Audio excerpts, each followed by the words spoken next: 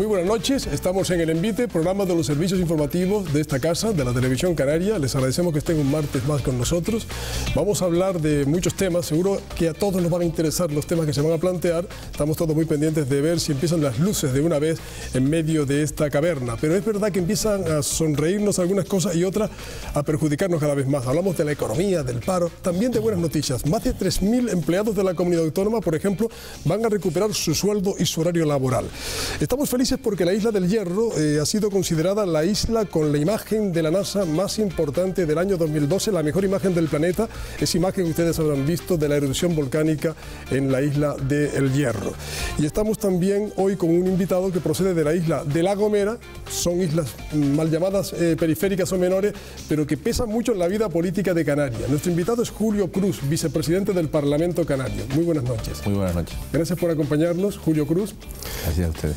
Y seguramente ustedes sabrán también que hoy hablaremos de los temas habituales. Emilia, cómo no, pero hay sorpresas esta noche. Exactamente, vamos a poner algunas de ellas sobre la mesa ya. Hola, muy buenas noches. El fin de una medida, como decía Carmelo, siempre es una muy buena noticia y por ahí vamos a empezar esta noche. En el último Consejo de Gobierno se acordaba dejar sin efecto las reducciones de jornada y sueldo de entre el 10 y el 20% que se venía aplicando a 3.300 de sus trabajadores en este primer trimestre del año. Cobrarán su sueldo íntegro y trabajarán a tiempo completo a partir del 1 de mayo. El Gobierno insiste en que se trataba de una medida coyuntural para evitar despidos. Hay quien dice que se cura en salud ante una resolución judicial en contra. ¿Podría volver a ocurrir? Y otro de los asuntos que abordaremos hoy tiene que ver con la Casa Real. El juez suspende la declaración de la infanta Cristina prevista para el 27 de abril a la espera de que la Audiencia Provincial de Palma se pronuncie sobre el recurso del fiscal. Precisamente el fiscal no aprecia delito ni indicios incriminatorios. A raíz del caso NOS, la Casa Real ha pedido al Gobierno que la incluyan en la ley de transparencia. Lo último que hemos sabido es que Urdangarín se va a acatar. ¿Les parece que peligra la institución? ¿Está en peligro la monarquía? Y el pasado viernes se conocía la decisión del Gobierno, tras una reunión con la FECAN, de poner en marcha el programa de inmersión lingüística y la apertura de comedores escolares durante julio y agosto. Se trata de ayudar a las familias más desfavorecidas y que los padres podrán solicitar desde finales de mayo. Una medida que los sindicatos han aplaudido. El Partido Popular dice que no habrá dinero para todos los que lo necesitan. ¿Se podrá mantener la financiación de este servicio?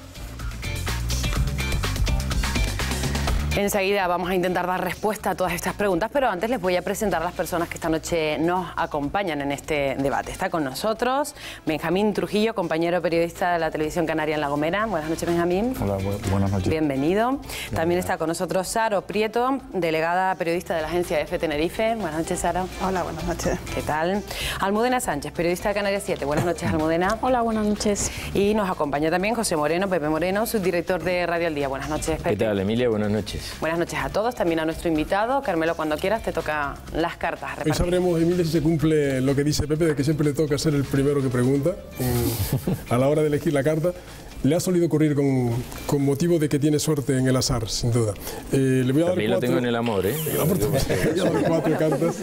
Julio Cruz, para que usted elija libremente qué periodista le pregunta el primero. Nuestro invitado es de Valle Gran Rey, de la isla de La Gomera, como decía, abogado con una dilatada experiencia política. Puede usted verla para que nos diga cuál elige. Más de 30 años de dirigente de su partido, el Partido Socialista, que cogobierna con Coalición Canaria en esta comunidad autónoma. Elija un palo si es tan amable. Copa. ¿Quién tiene copas? Se rompe la racha de Pepe y le toca a Saro, que también tenía suerte, ¿sí? Saro, primera pregunta. Sí, hola, buenas noches, señor Cruz. Muy buenas noches.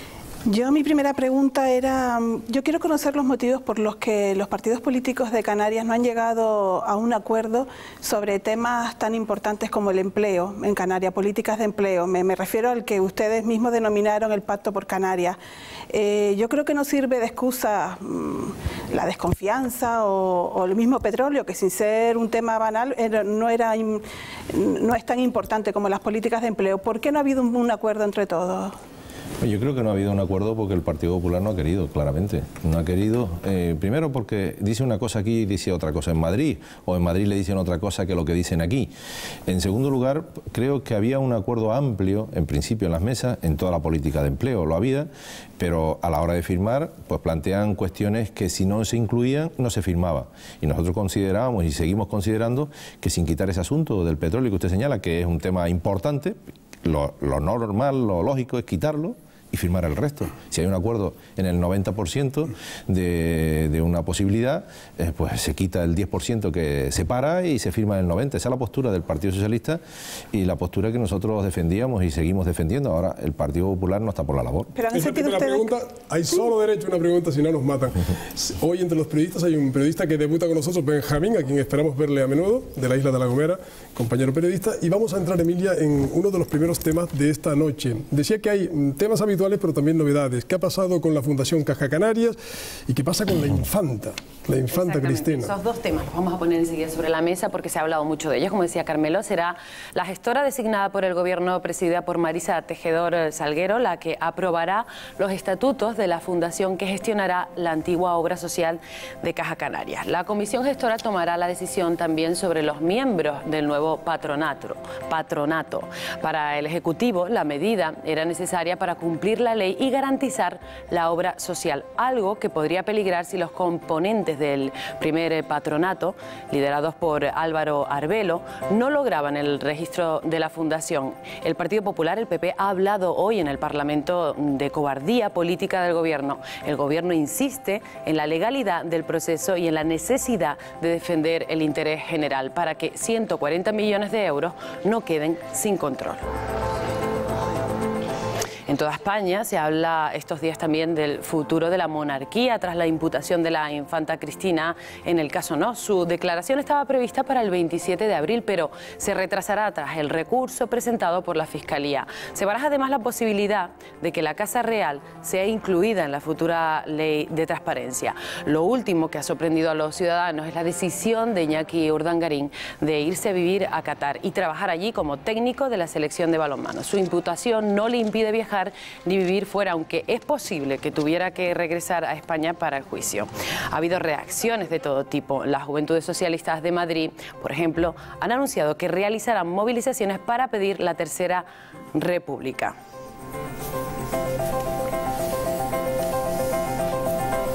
¿Qué le parece a usted, señor Cruz? ¿Es partidario de una república? Yo por definición o por naturaleza sería más republicano que monárquico, pero en estos momentos yo creo que no hay ninguna razón para pedir una república. La monarquía está en una situación difícil, estamos en una monarquía parlamentaria en España y yo creo que lo que tenemos que hacer es aplicar la ley, tratar a todos por igual como se está haciendo por parte de los tribunales, etcétera, exigencia de responsabilidades la que haya y salir hacia adelante lo más unidos posible y con la exigencia de responsabilidad que corresponda. Hoy ha pedido el máximo dirigente del partido de nuestro invitado, el Partido Socialista, Alfredo Pérez Rubalcaba, que la Casa del Rey se incluya también una reforma constitucional en la que irían partidos, sindicatos, varios asuntos y el propio Senado. ¿Vas a entrar ya, Benjamín? Es la primera pregunta de la noche. Sí, ¿por qué no? Adelante. Los que crecimos y vivimos la transición democrática en España y que algunos nos entró la monarquía parlamentaria, podría decir que con calzador, pero después aprendimos también la consistencia democrática que le dio el papel de la monarquía y el papel del rey Juan Carlos, sobre todo a propósito del 23F. Vemos a veces que no se defiende en una situación como la actual, una situación difícil, que no se defiende con consistencia las posiciones de algunos partidos y en concreto el suyo. Se dice yo soy republicano, ¿no le parece realmente peligroso el entrar en un debate que puede ser malo, por darle un adjetivo amplio, para la democracia y para la situación que vivimos? Cruz. No, yo creo, bueno, el Partido Socialista por definición es republicano y ideológicamente podemos estar mucho más cercanos a lo que es una república que lo que es a una monarquía hereditaria, etcétera.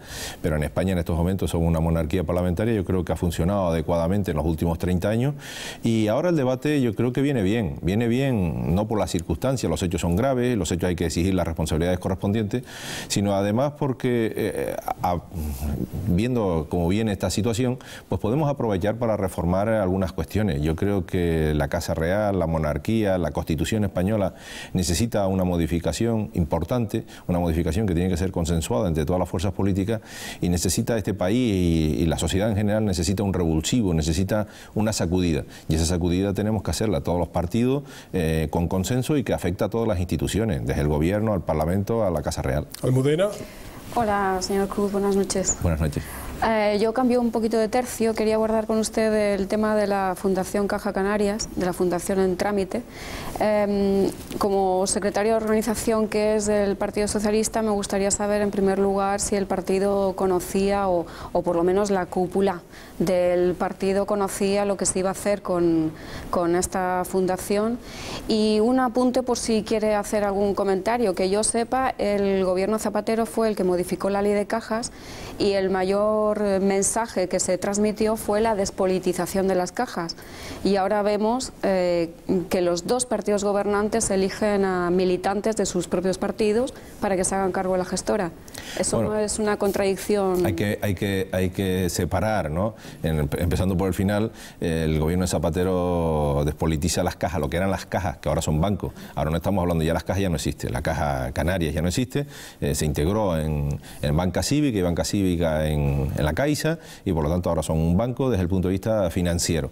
Lo que estamos hablando es el tema de la fundación. La fundación nosotros como cúpula del partido no lo conocíamos, evidentemente eso es un tema de ámbito del gobierno y yo me quedo con la información que ha dado el gobierno. El gobierno ha dicho que informes jurídicos correspondientes y el procedimiento que estaba establecido y legalmente previsto el día 3 de enero se tenía que dar de alta la fundación, la reconversión de lo que era antes Caja Canaria, su obra social se tenía que ser dirigida por una fundación, ese proceso se tenía que acabar el día 3 de enero, no concluyó el 3 de enero y a partir de ese momento el gobierno por ley está obligado a nombrar una gestora, que es una gestora. Evidentemente, las personas que están elegidas, que ha elegido el gobierno, pues como usted señala, son personas conocidas de los ámbitos políticos de los dos partidos que sustentan el gobierno, eso es evidente, sí, pero el que sea militante no quiere decir que no pueda ser miembro de una fundación. Sí, claro, evidentemente, y lo que hace es una gestora. Que no sea militante de un partido, es una gestora que tiene un periodo corto de tiempo, que su objetivo es inscribir la fundación, hacer una fundación y nombrar el patrono, que es quien lo va a dirigir. Impulsada sobre todo por el presidente del gobierno, ¿no? Yo creo que es una decisión impulsada por la ley. La ley. Pero el que impulsa la decisión es el presidente del gobierno. Yo creo que ni el presidente ni el no presidente, es decir, las fundaciones, el control de las fundaciones está entre la Consejería de Economía y la Consejería de Presidencia, que es los patronos, el patronato quien lo controla, la Consejería de Presidencia. No lo controla, lo tutela, digamos, desde el punto de vista de la administración pública. Estamos hablando de muchos recursos y lo que se trata de garantizar es que la obra social siga, que la obra social se preste y que los ciudadanos perciban y sigan recibiendo eso. Estamos hablando de una gestora que tiene un tema coyuntural y temporal, no hay otra cosa. La gente va a percibir poco de ese dinero, entre otras cosas porque se dedica a obra social fundamentalmente y ahí se dedica, lo va a percibir poco. Pero de cualquier manera, por ejemplo, en el Parlamento el señor Antona ha lanzado un guante porque lo que es evidente es que hay ahora dos gestoras. Una que nombraron los patrones de la antigua fundación Caja Canarias, que parece que no está constituida como tal, pero nombraron unos patrones, y una gestora que ha organizado el propio gobierno de Canarias, que ayer eligió a su presidente y que de todas maneras eso está en los tribunales. ¿Qué puede pasar? El señor Antona decía hoy en el Parlamento, si la justicia le da la razón a los de la fundación de Caja Canarias, es decir, a Álvaro Arbelo, ¿dimitirá el presidente, que es el que ha organizado esto? Porque ahora mismo tenemos dos cabezas visibles, una que no se ha ido y la otra otra que no ha llegado. Yo creo que cualquier diferencia jurídica, y que además como esta está sometida a los tribunales, lo que los tribunales dicten se acatará. Pero eso es un ridículo de marca mayor. Bueno. Es decir, ha nombrado a una gestora que ahora la justicia puede decir, pues no tiene razón. Es que estamos hablando de un asunto eminentemente burocrático. Según la Fundación de Caja Canarias, el día 3 de enero terminaba el plazo para presentar los papeles. El gobierno entiende que el día 3 de enero lo que acababa era el proceso para inscribir a la formación en el registro de fundaciones. Son dos conceptos. Estamos hablando de una cuestión eminentemente burocrática. Le pueden dar la razón a la otra fundación. Entonces, como cualquier decisión de gobierno, como cualquier decisión de gobierno, el gobierno todos los días está en los tribunales por recursos varios, de colectivos, personales, etcétera. Muchas veces gana los juicios y muchas veces los pierde. Y así se lo toman ustedes, así de fríamente. No. Yo creo que es una decisión que adopta el gobierno en función de informes jurídicos correspondientes y que le decían los servicios jurídicos del gobierno y de la administración pública que había que hacer esa actuación para garantizar los servicios públicos y la garantía pública de la gestión de los recursos, la obra social, etcétera. Hay un mandato de que el gobierno tiene que cumplir la ley y los servicios jurídicos le habrán dicho, lo dirán, que tenía que hacer ese tipo de actuaciones y esas decisiones para cumplir la ley. Y eso es lo que ha hecho. Yo no veo mayor incidencia. Veremos la sentencia y veremos lo que dice. Sí, yo una pregunta relacionada con los bancos, porque mientras se está tramitando la reforma de la ley hipotecaria en el Congreso, un juez de Lanzarote le ha dado un varapalo tremendo a los desahucios, a las políticas bancarias sobre los intereses a los morosos. Parece que la justicia está yendo es mucho más social en este asunto que los mismos partidos políticos, ¿no? Bueno, no lo sé, tanto como eso. Yo creo que los partidos políticos, según, ¿no? El Partido Socialista lleva planteando en el Congreso de los Diputados ya en esta legislatura varias veces el que es necesaria una modificación de la ley hipotecaria en profundidad clara. Además, ahí está el informe del Tribunal Europeo, de la sentencia del Tribunal Europeo que incide en la misma materia. El Partido Popular es el que no se logra convencer en su totalidad de que hay que defender más a las personas y menos a los bancos. Y ese es uno de los problemas que tenemos. El problema también es que en el Congreso de los Diputados la mayoría absoluta la tiene el Partido Popular y por lo tanto hay que hacer modificaciones que cuenten con su apoyo, porque sin su apoyo no es posible. Nosotros estamos muy por la labor, más en la línea de que marca ese juez, que en la línea que está marcando el gobierno de España. Como decíamos al principio, más de 3.000 empleados públicos a partir del 1 de mayo van a percibir íntegramente su salario y van a trabajar íntegramente su jornada, su horario. Había habido una reducción con motivo de las medidas adoptadas por el gobierno que, como digo, en mayo volverán a recuperarlo íntegramente. Y esa, Emilia, junto a esa sorprendente polémica entre las dos capitales canarias, el censo, el padrón fantasma de Santa Cruz, son los temas que nos ocuparán. Llama la atención el segundo tema, ese censo fantasma, según parece, de más de 15.000 personas que vivían, pero que no estaban, pero aparecían en el censo. Estaban inscritas, pero no aparecían. Estaban, ¿sí? Bueno, enseguida lo vamos a poder debatir, pero antes lo que comentabas de los empleados, porque es una muy buena noticia, sobre todo para ellos. A partir del próximo 1 de mayo quedarán anuladas las reducciones de jornada y salario que se venían aplicando a más de 3.000 empleados públicos de Canarias. El gobierno ha explicado que tomó esta medida de manera coyuntural para evitar despidos colectivos y que lo ha logrado, gracias a que el ahorro durante estos 4 meses ha sido de 15 millones de euros. El Ejecutivo descarta que la vuelta a la normalidad tenga nada que ver con presiones externas. También valora y agradece el esfuerzo que han realizado los trabajadores afectados durante estos meses.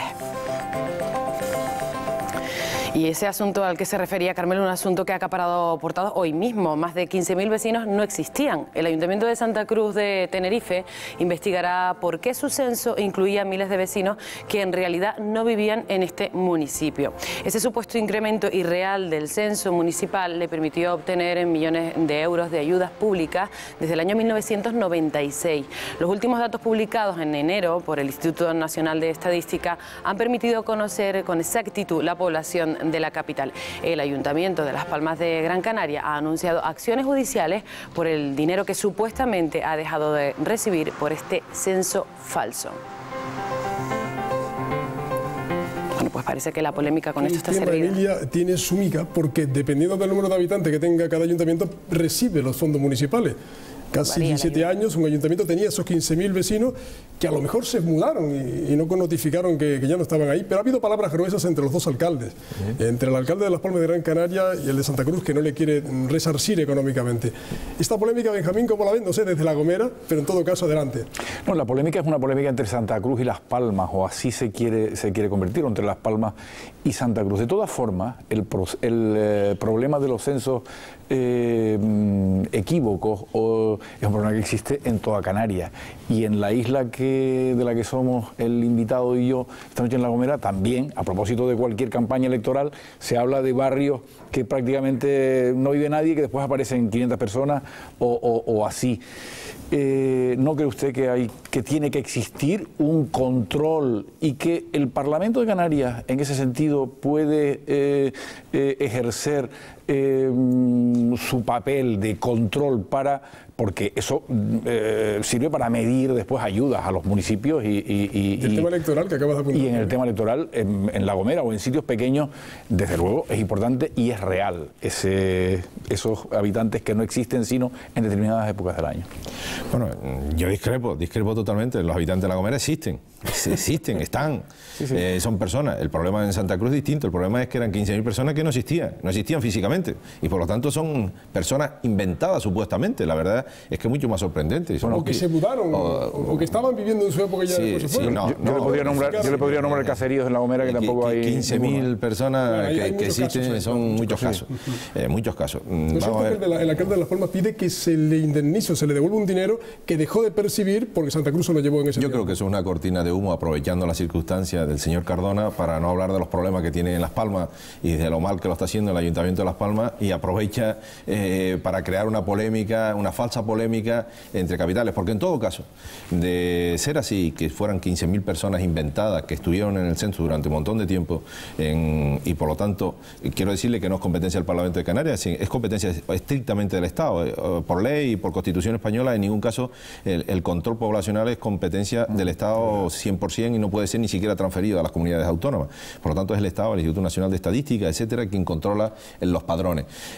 Ahora bien, de haber recibido más dinero, que claro que lo ha recibido, la distribución no sería para Las Palmas, sería para todos los ayuntamientos de Canarias, que son 88, claro. Sean otros 87 o 88, bueno, el del Hierro lleva poco tiempo, al menos 86 serían también los perjudicados, hablando entre comillas. Ahora, también habría que, desde mi punto de vista personal, creo que eso necesita exigencia de responsabilidades gordas, porque estamos hablando de, si eso es así, como están diciendo los periódicos, etcétera, estamos hablando de falsificaciones en documentos públicos, falsificaciones que además implican un coste económico y implican muchas cosas, y por lo tanto alguien tiene que ser responsable no solo políticamente, sino que incluso penalmente, desde mi punto de vista. Lo dice un abogado. Señor, un apunte de un comentario que usted de una afirmación que usted ha hecho que no puedo dejar pasar. Efectivamente, el gobierno Zapatero en los últimos meses de legislatura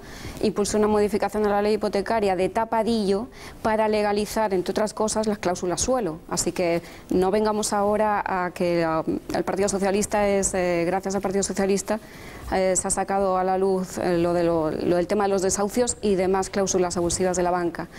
Y luego hay un comentario que quería hacerle con esto del censo poblacional y de personas que existen o que no existen. Esto parece, ¿no le parece que esto es un juego de trileros, perdone la expresión, por parte de responsables públicos? Porque, como ha dicho mi compañero, en las elecciones usted mismo ha denunciado que había electores que no existían. Señor Cruz. Bueno, yo empezando por el principio, los desahucios, mire, los desahucios ya se los he dicho, el Partido Socialista estuvo en el gobierno y podía haberlo modificado, debió modificarlo, asumimos la responsabilidad correspondiente en la etapa anterior. Ahora estamos en una situación distinta, la crisis económica es tan potente que los desahucios y la aplicación de la política bancaria de los bancos está significando que muchas personas pierdan absolutamente todo y que muchos incluso lleguen a la desesperación de suicidarse, etcétera. Y por lo tanto estamos en una situación mucho más compleja que hace unos años, cuando gobernaba el Partido Socialista, pero también asumo que el Partido Socialista debió cambiar esa ley hipotecaria que es del siglo pasado y bastante antigua, ¿no? Esa es la verdad. Pero en relación a los votos, lo que nosotros hemos denunciado es que hayan votado, sobre todo en Venezuela, personas que están muertas o personas que no estaban allí y votaban por otro. Pero las personas existían, es decir, existe el nombre y apellido, estaría en un otro sitio no, o alguien votaba porque cogía las sacas en correo y votaban en sustitución del otro. Eso lo hemos denunciado y evidentemente... Es que se han anunciado denuncias ante los juzgados, lo hemos denunciado en los juzgados. Sobre personas lo hemos denunciado en los juzgados y se está tramitando en algún juzgado, aquí en Canarias en algún juzgado, que por cierto van muy lento, algún procedimiento de ese tipo, ¿no? Incluso hay algún requerimiento a personas que están radicadas en Venezuela a efectos de exigencia de responsabilidades penales correspondientes. Eso es una cosa. La otra cosa es lo que estábamos hablando del caso del supuesto que este es un supuesto mucho más grave, en el sentido, el otro es grave, pero una cosa es votar y otra cosa es inflar un censo con 15.000 personas que ni siquiera existen. Es cierto que vuelven las elecciones a Venezuela este fin de semana, este domingo. Pepe.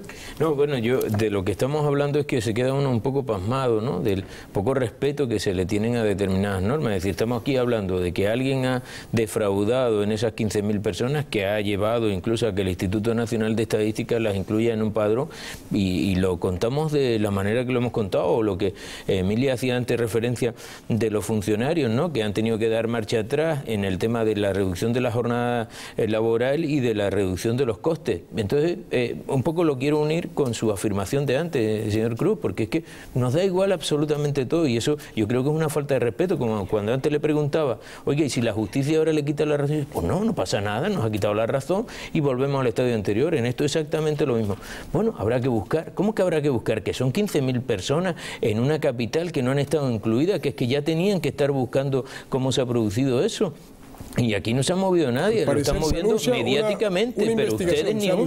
Sí, pero ya le he dicho anteriormente, es decir, yo he manifestado que no solo se tiene que quedar en una investigación administrativa, sino desde mi punto de vista personal, yo creo que hay responsabilidades penales y por lo tanto hay que exigir esas responsabilidades penales con quien corresponde, por la Fiscalía, los juzgados, los tribunales, etcétera. ¿Y en la marcha atrás del tema de los funcionarios? En la marcha atrás de los funcionarios, como se llame, vamos a ver. Cuando se aprobó la restricción a los funcionarios, no es una marcha atrás. Vamos a ver, cuando se aprobó en la ley de presupuesto, hay una disposición que señala claramente que a efectos de garantizar que 3.300 personas que trabajan hoy en la administración pública pudieran seguir trabajando, coyunturalmente era necesaria una reducción entre el 10 y el 20% de su salario y de sus horas de trabajo, a efectos de poder equilibrar el presupuesto. Y en la misma ley de presupuesto se establecía que en cuanto el gobierno viera que esa posibilidad y ese ahorro se produjera, podía retirar y anular esa reducción, porque la reducción está puesta por ley.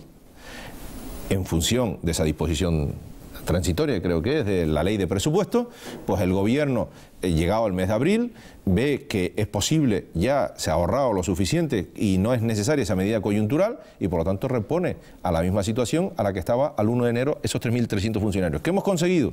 ¿O qué ha conseguido el gobierno con esta medida respaldada por el Parlamento? Pues ha conseguido dos cosas. Primero, que de los 3.300 no se eche nadie a la calle.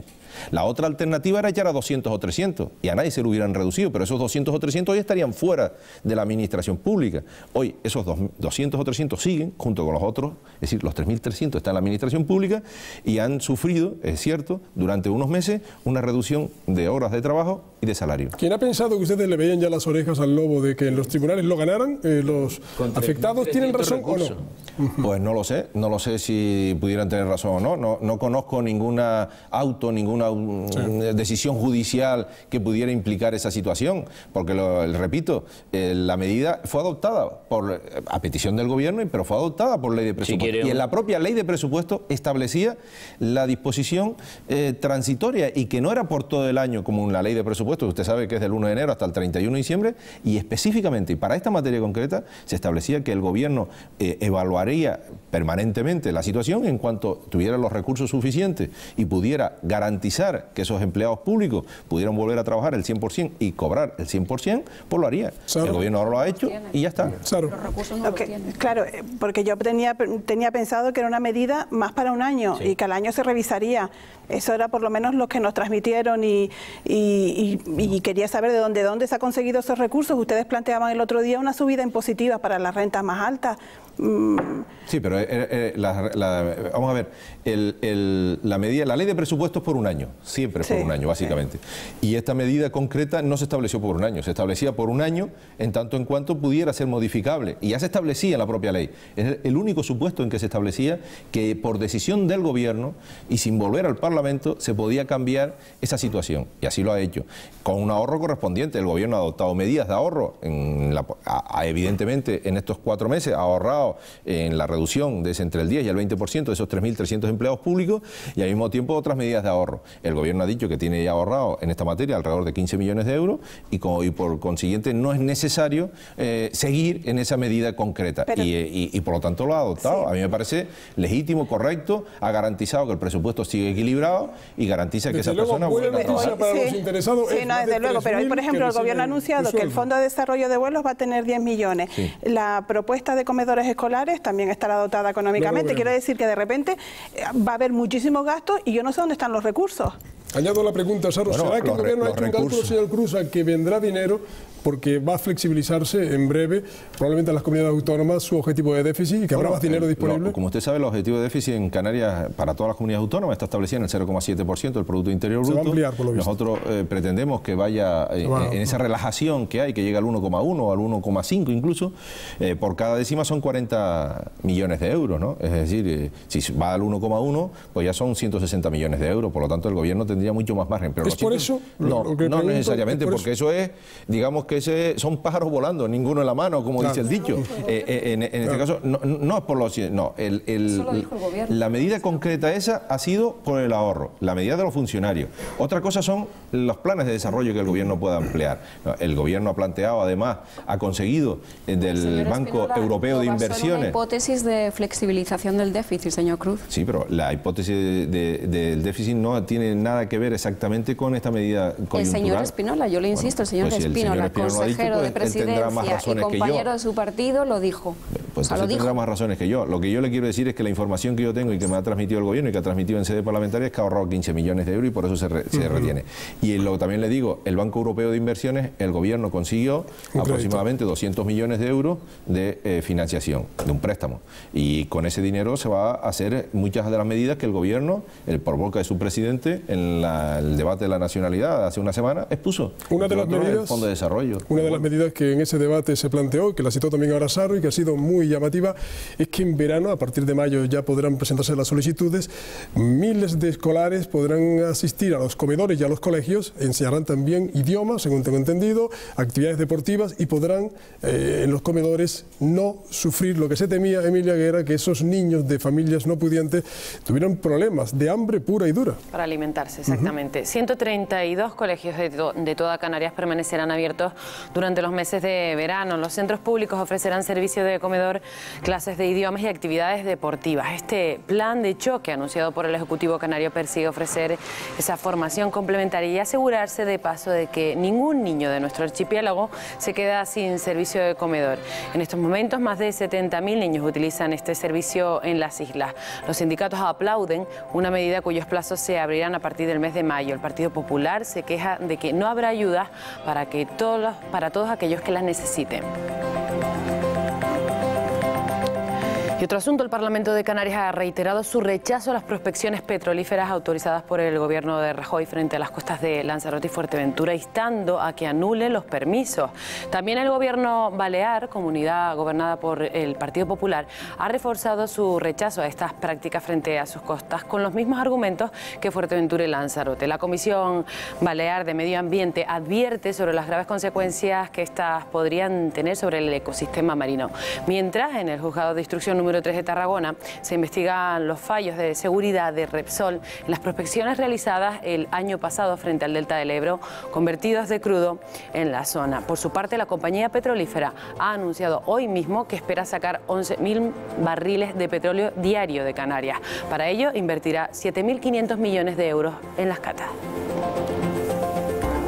Otros dos asuntos sobre la mesa. Son como las dos caras. Estamos con la crisis, el problema de que haya familias con niños que no llegan a los colegios sin haber podido desayunar siquiera, y también el hecho de que haya ahí petróleo. Pero los dos temas, incluso se diría que los dos son polémicos, incluso el de los comedores escolares, sobre todo el de las prospecciones. Benjamín. El de los comedores escolares, o el de la apertura de los colegios, de las infraestructuras educativas en verano, que yo creo que es una vieja reivindicación, y en algunos sitios pequeños, insisto, en La Gomera o en algunas otras de las mal llamadas islas menores, se produce ese déficit de infraestructuras que se reclamaba muchas veces en verano para actividades deportivas o culturales.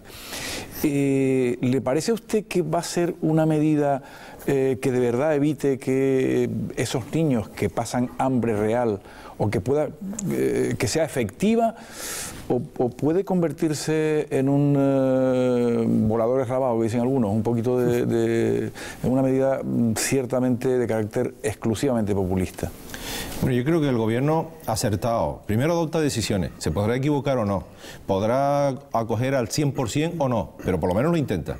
Yo creo que ese es el primer objetivo. El gobierno ha detectado, y la Consejería de Educación, de que hay un déficit importante, de que muchos niños llegaban al colegio sin desayunar y sin la comida correspondiente, y el gobierno lo garantiza subiendo el presupuesto e incrementando notablemente el presupuesto en esta materia. Le puedo decir que se ha incrementado en el 2013 2,5 millones de euros más de los previstos para expresamente para los comedores. Esta tarde se va a debatir en el Parlamento en esta materia. ¿Ese es el núcleo de la propuesta, el de los comedores, o lo otro también es importante? No, porque el plan de inmersión lingüística se trata de hacer dos cosas. Uno, primero, aperturar 138 colegios en toda Canarias. Significa que en todos los municipios prácticamente va a haber un colegio abierto. Me refiero a municipios pequeños, a los municipios grandes, evidentemente más comarcalizados. El gobierno ha distribuido 138 colegios en toda Canarias y que va a afectar aproximadamente a 8.000, 9.000 niños. No todos irán, muchos irán con sus padres de vacaciones, etcétera, en otros sitios.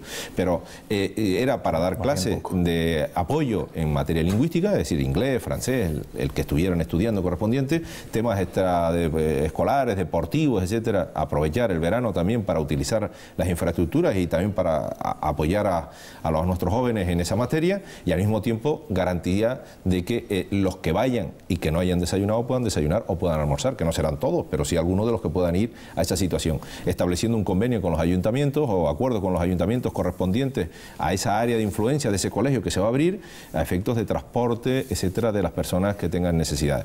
Pero el tema de la pobreza y el tema de la exclusión social no se arregla solo con los comedores de los colegios, se arregla con muchas otras políticas que hay que hacer y que hay que aplicar.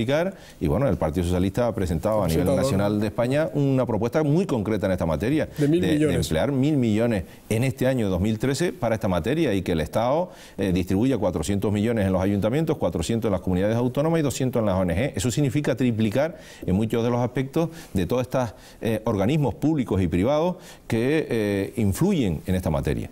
Y creo que en un país como el nuestro, donde la renta per cápita son de 30.000 euros aproximadamente, que se pase hambre dice muy mal de nuestro país, y por lo tanto debemos actuar todos. Administración autonómica, administración central, ayuntamientos, ONG, ciudadanos en general, y por lo tanto creo que ahí hay mucho por hacer, y el gobierno de Canarias al menos lo intenta. Claro que le van a decir que porque ustedes no apoyaron, ustedes y el gobierno en definitiva, Coalición Canaria y PSOE, la propuesta de Nueva Canarias de un plan de pobreza en el Parlamento. Nosotros, eso fue una decisión a petición del gobierno en su momento, pero además porque no se admitió unas enmiendas que nosotros presentábamos. Nosotros presentábamos unas enmiendas a la propuesta concreta y se buscó más la confrontación que el acuerdo, porque los grupos, usted sabe que los trámites parlamentarios, usted hace una propuesta y si quiere llegar a un acuerdo podemos variar la propuesta y llegar a un consenso, una redacción de esa propuesta. En ese momento los grupos proponentes, que fue el grupo mixto, se cerró en banda y dijo que se votaba la de ellos, pero no había posibilidad de modificar ese texto tal como estaba redactado. Esa fue la causa. No es una cuestión de fondo, se explicó claramente, sino una cuestión de forma. La prueba está en que a la semana siguiente apoyamos una propuesta nuestra y se ha votado varias propuestas de resolución en esa materia. Y sobre todo, no es cuestión de votar en el Parlamento que se haga o no se haga, sino que el gobierno se ponga a hacerlo. Y creo que el gobierno se ha empezado a hacerlo. Y hay conversaciones amplias con colectivos, con los ayuntamientos, con la FECAN y en las decisiones propias como esta, que creo que es inmediata e importante, que es la de los colegios. Almudena. Quería aprovechar su condición de vicepresidente primero del Parlamento para que, hablando un poco de recortes del empleado público de la Administración canaria y tal, justifíqueme por qué el Parlamento contrata a una empresa de obras y construcción por 17.000 euros que les hagan a todos ustedes de la mesa los discursos, por ejemplo. ¿O por qué ustedes, los miembros de la mesa, los que dirigen el Parlamento, tienen libre designación para contratar a personal de confianza sin dar mayores explicaciones?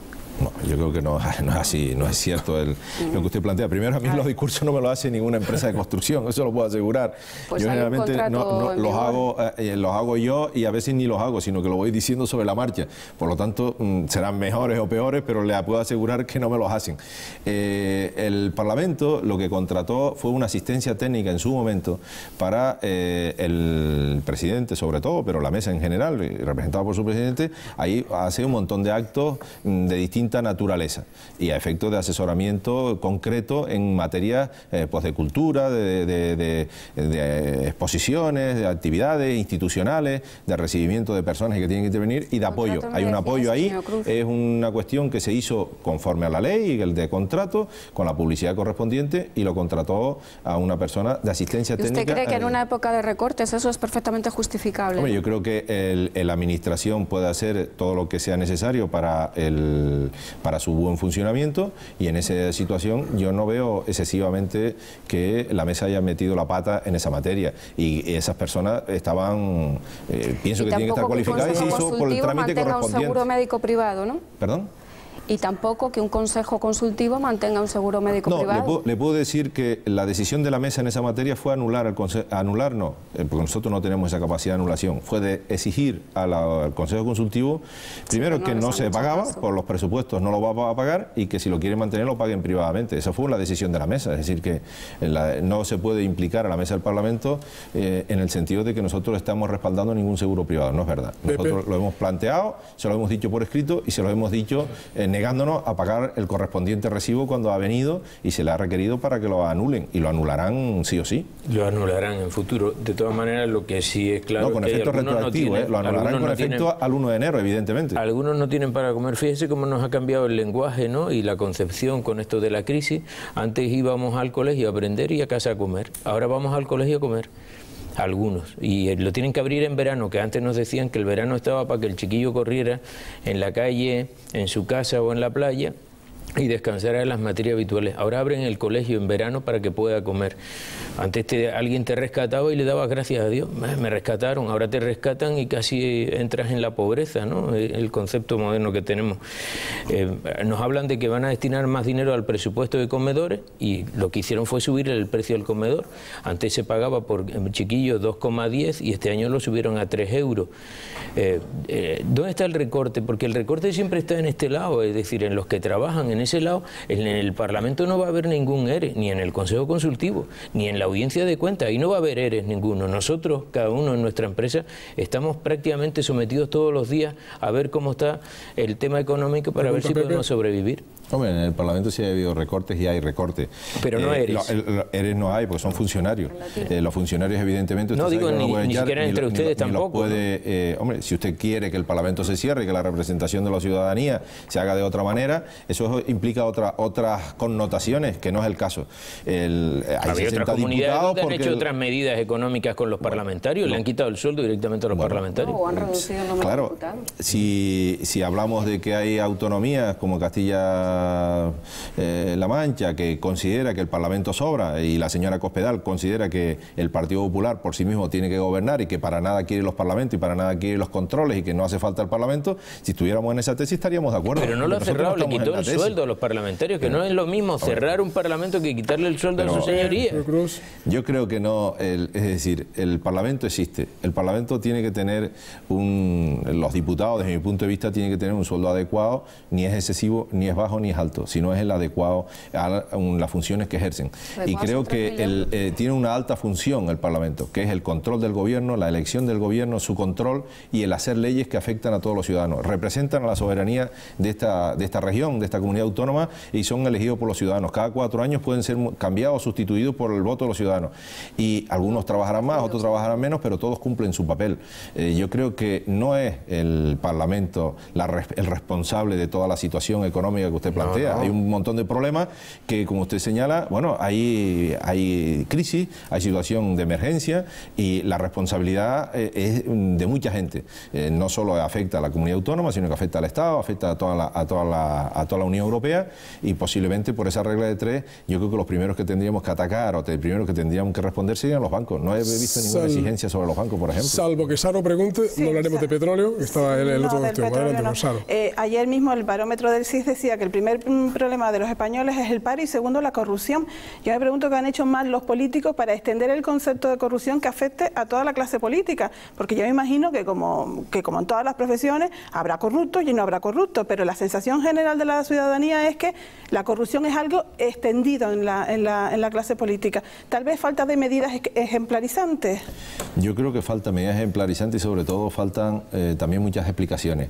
Yo creo que se ha hecho un flaco favor a este país en los últimos 3-4 meses con la situación que se ha generado a gran escala a nivel nacional.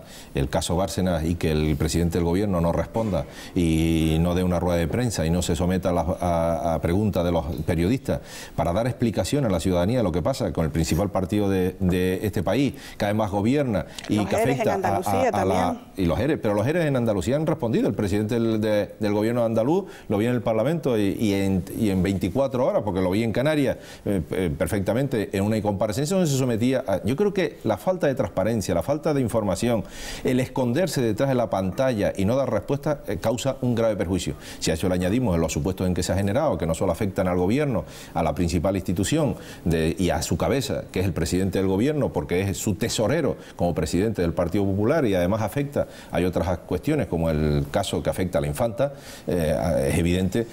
No nos olvidemos que el presidente del Tribunal Supremo y del Consejo General del Poder Judicial dimitió hace menos de un año. Por lo tanto, estamos en una situación muy complicada. Yo entiendo que los ciudadanos consideren que este es un problema grave y por eso los políticos, los responsables, todos tenemos que adoptar decisiones, y creo que una de las decisiones pasa por dar un revolcón a toda la situación. Esa encuesta que decía Saro, del CIS, del Centro de Investigaciones Sociológicas, les ha dado a ustedes un cierto respiro porque la clase política dejó de ser el tercer problema al cuarto, pero es engañoso. Aumentó el número de gente que dice que es un problema gordo. Porque el tercer problema era la situación económica, el segundo la corrupción y el primero el paro, lógicamente. Vamos a preguntarle a alguien, quizá en un pequeño paréntesis para relajarnos de la actualidad dura. Vamos a preguntarle a Aarón Gómez algo muy concreto. ¿Qué ha hecho durante 2 semanas, 3 si contamos en la que no estuvimos, que ha estado missing? Lo pido perdón antes que nada. Hola, Mili, me ha echado de menos, ¿no? Hola, ¿qué tal, señor? Yo les explico un poco, Carmelo, a modo de excusa. Yo, bueno, hace un par de semanas estaba en casa viendo la tele y pasó lo de los meteoritos, ¿sabes? En Rusia, ¿no? Entonces yo estaba viendo y les digo, ma, porque yo vivo con mi madre, vivo con mi madre, no pasa nada tampoco, ¿no? Vivo con mi madre, digo, ma, que están cayendo meteoritos, dice, la ropa que la tengo tendida, ¿no? Entonces yo intenté explicarle a ella que eso no era así. Pero claro, explicar a una madre un tema, o sea, muy bien, tú sabes que sabes muy bien de un tema cuando eres capaz de explicárselo a tu madre y que ella lo entienda, ¿no? Pero no lo entendió. Yo le decía que eso eran las tepas, que eso aquí no era, y ella me decía que no, que en las tepas solo se hacen polvorones y tal, y yo que no, que sí, que no. Y ella se empezó a encender y me llamó por mi nombre completo, que las madres te ponen un segundo nombre para básicamente decírtelo cuando están enfadadas, muy despacito. Dice, Aarón Domingo Gómez Rosales, ven para acá. Ven que no te voy a hacer nada, que eso es una gran mentira de madre, ¿no? Pasa que no te voy a hacer nada. Yo, claro, yo fui, porque digo, ¿qué hago? Huir y esconderme. Si las madres encuentran las cosas, las madres están hechas para encontrar. O sea, tú, si en vez de a los terremotos, en vez de llevar perros, lleven a madres, que le dice al bombero, como yo vaya y lo encuentre, al chiquito, ¿sabes? Entonces fui para allá y cuando estaba en el tercer paso vi que ella estaba haciendo un movimiento con la mano así como sospechoso y como desahogándose una chola, ¿sabes? Así. Y digo, huye, ¿no? Porque yo ya tengo ese rollo de supervivencia, pero ellas son rápidas, son como los agentes de Matrix, ¿no? Empezó a tirarme cholas, yo estaba esquivándolas así en el salón como Neo y digo, deberían ser 2 cholas nada más porque tiene 2 pies, hasta donde yo sé, pero eran como 5 o 6, ¿no? Que tiene que tener como un cinturón de cholas, como de terrorista, de dinamita, pero con cholas así metidas. Y claro, una de repente me impactó, ¿no? A las pruebas me remito, me caí en esa mesa que tienen todas las madres de cristal donde están las cosas que no se usan, ¿sabes? Las bandejitas esas de recuerdo, de un rollo de té que no lo has visto usar en la vida, pero está ahí cogiendo polvo. Me caí, me rajé todo, me fui por urgencia, me pusieron células madres para regenerar las heridas y claro, me metieron células madres y yo ahora oigo una voz que dice, ten fundamento, por dentro, ¿no? Que son las células de ella. Ponte una chamarra, ¿no? Todo esto que viene, aparte de excusarme, a hacer un paralelismo mismo con el tema de Corea del Norte, se han enterado, ¿no? Que hay un señor allí que se llama Burger King, ¿no? Como que es como Paquirrín pero con mala leche, ¿no? Que está ahí, yo soy como él, ¿no? Yo tengo esos momentos con mi madre es de Estados Unidos, ¿no? Yo a veces a mi madre no puedo más, me envalentono y le digo, ma, ya está, ¿eh? Y ella que, como me enfade yo un día, ma, como me enfade. Y ella, que es de Estados Unidos, me dice, como me enfade yo, va a salir escaldado y rectito como una vela. Así que desde aquí a Kim Jong, a Paquirrín, cuidado, ¿eh? Hasta la semana que viene y así vengo. La próxima semana esperemos tener a Aarón Gómez con nosotros, el hombre que sabe de todo y que hoy se ha centrado en esa justificación. Señor Cruz, le toca a usted el turno con nuestra compañera Emilia. Es el fototest. Hay muchas cosas de actualidad, la verdad que buenas noticias y otras. Gente que se nos ha marchado, Emilia, gente con cierta edad. Noticias buenas y noticias malas, y entre ellas Corea anda por ahí también en alguna fotografía. Vamos con la primera fotografía, le voy a pedir que me diga su impresión. Y la primera, como no podía ser de otra manera, también la tuvimos la semana pasada, es la foto ganadora de la NASA en este 2012, que es la foto de esa erupción en el Hierro, que le ha servido de gran promoción turística. No hay dinero para pagar la promoción turística que ha tenido el Hierro con esta fotografía en todo el mundo. Sí, creo que ha sido una magnífica noticia para el Hierro, para Canarias y para la isla del Hierro, que lo ha sufrido muchísimo. Pues tener una buena noticia de este calibre en base a una desgracia como la que tuvieron, pues felicidades para todos y espero que sepa aprovechar la situación. Hay que verle las dos caras siempre de la moneda. Vamos con la segunda fotografía. En este sentido es compartida porque precisamente, como decía Carmelo, ayer se marcharon dos mujeres que marcaron época, Margaret Thatcher y Sara Montiel, la Dama de Hierro y la Manchega Universal. Dos mujeres que, por ejemplo, de la primera, hoy el The Guardian titulaba la amábamos. No nos gustaba, pero la amábamos. O sea, una antítesis. Y de la segunda, bueno, pues hoy ha sido despedida en plena Gran Vía con muchísima expectación. Yo me quedo con Sara Montiel, claramente. La Margaret Thatcher a mí nunca me ha parecido, nunca la ha amado, nunca la ha querido. Y creo que a Inglaterra la habrá ido muy bien, pero a Europa y al mundo con ella gobernando y todo lo que promovió no nos ha ido muy bien. Con Sara Montiel nos ha ido muy bien a España en muchas ocasiones, en todo su trabajo, y creo que fue una gran actriz. Además, la primera española que entró con éxito en el mundo de los Oscars. Sí.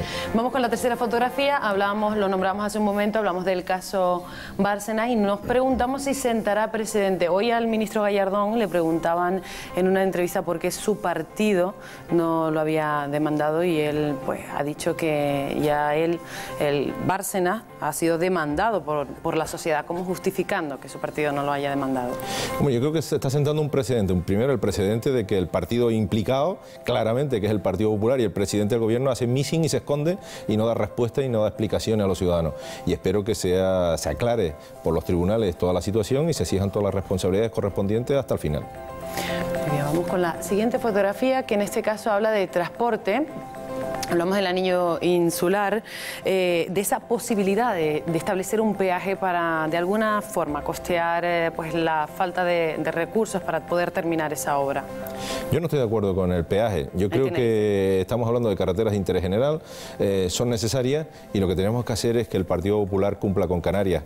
Esa reducción en 2 años de 291 millones de euros causa un perjuicio gravísimo a toda Canarias y en este caso concreto en la isla de Tenerife a su anillo insular, una de las infraestructuras más demandada y más necesaria en esta isla. Lo que tenemos que hacer es cambiar el Partido Popular, cambiar al gobierno o al menos exigir que cumpla y que ese gobierno cumpla con Canarias para que esa posibilidad de un peaje no sea necesaria. La siguiente fotografía, quizás Aarón no está tan alejado, hablamos de la tensión que se vive en Corea. Corea del Norte amenaza a Corea del Sur, amenaza a Estados Unidos. Ha remitido un comunicado en el que advierte a los extranjeros que están en Corea del Sur de que se vayan porque pues parece que el ataque puede ser inminente. No nos estamos tomando esto un poquito a la ligera, esto es un peligro pues bastante importante, ¿no cree?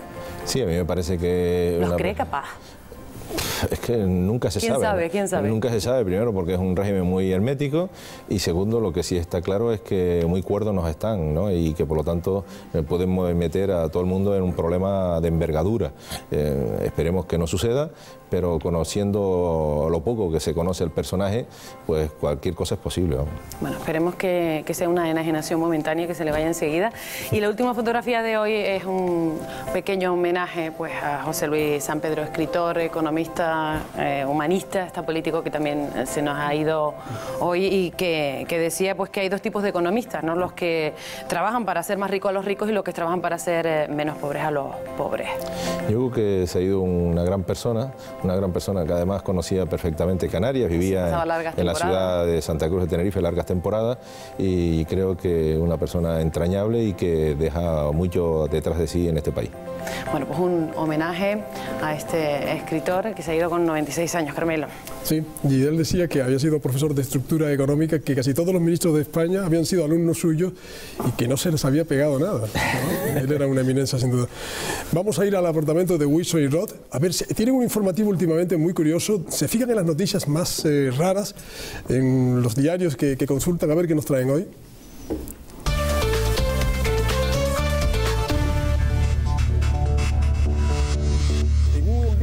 Que coincide... Ahora, tío. No, tío, No, porque se lo robaste, loco. No, tío, que me lo compré. Mira, esto ahora ya ha sacado el periódico, ahora aquí lo puedes leer todo, toda la información. Mira esta noticia guapa. Si una adolescente china de 13 años lleva sin parar de reír desde que tenía 8 meses, cuando una fiebre motivó que la pequeña no dejara de emitir risas incontrolables. Tío, eso está guay, el optimismo, ¿no? No, que todo es chungo. Mira, dice, la joven que no puede hablar se comunica con distintos sonidos a través de su risa. O sea, los padres están preocupados porque no encuentran una cura. Pues que la tengan a España. Ya verás tú cómo la risa se le convierte en cabreo a la China. No, eso, pero en España una cura. Si todo el mundo sabe que en España los curados son hombres. No. ¿Qué dices, tío? Mira, da igual, mira esta. Dice, una china se queda sorda tras darle un beso apasionado a su novio. ¿En serio? Sí, tío, dice que perdió totalmente su capacidad auditiva tras besarse de forma demasiado ardiente.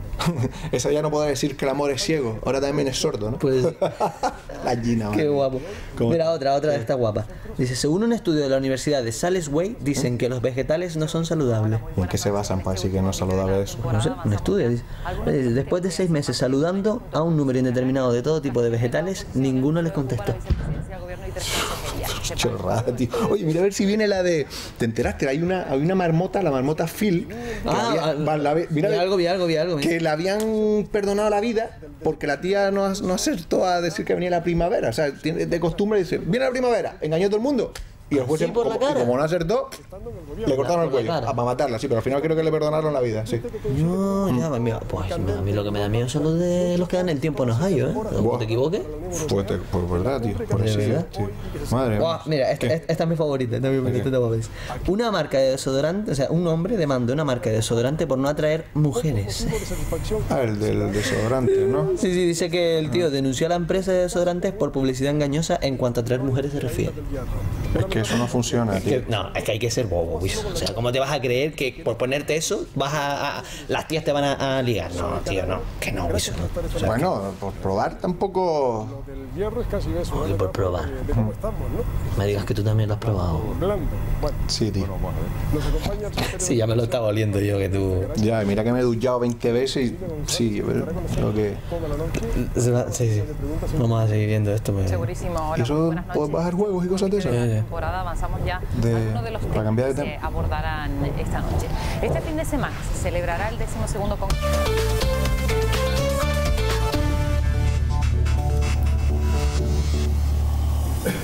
La otra actualidad, la de Wilson y Roth. 30 segundos, Benjamín.